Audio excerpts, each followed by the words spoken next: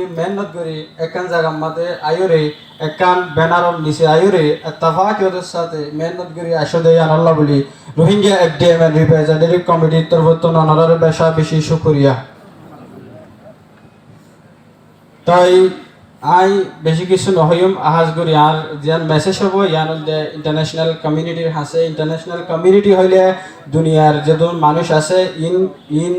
আর দুনিয়ার সরকারের যেদন আছে ইন আর হইলে ইউএন এজেন্সি অকল ইতারারের ওরে মোটে গরিয়রে আর মেসেজশন হাজ করি তারার ওরে তাই আজিয়া 2 তারিখ 2 মাস 2026 নাই লেলং ইলাকেং লয়রি রোহিঙ্গা এফডিএম এর রিপ্রেজেন্টেটিভ কমিটির তরফতুন দুনিয়ার যেদন মানুষ আছো আর দুনিয়ার যেদন সরকার আছো আর দুনিয়ার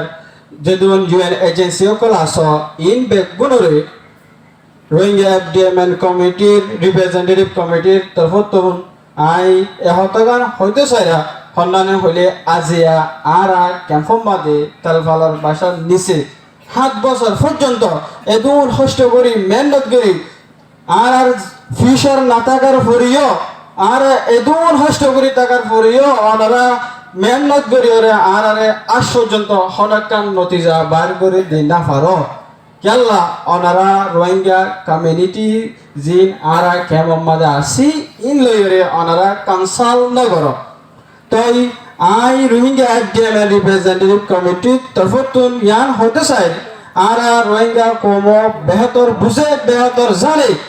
আর কম ইবে এদু জানে দে রোহিঙ্গা কমর ফাসলা কেঙ্গুরি লইলে রোহিঙ্গা কমে জলতি সাথে দেশের মধ্যে যাই পারিব হতে এদুর ক্ষমতা ইয়ান জিবা আর কেমতন রোহিঙ্গা এফডিএম এর রিপ্রেজেন্টেটিভ কমিটি উড়িয়ে সে বুটের মাধ্যমে ইবাতন ক্ষমতা আছে জিবাই রোহিঙ্গা কম দিন ক্যাম্পের মধ্যে 12 লাখ বসবাস করে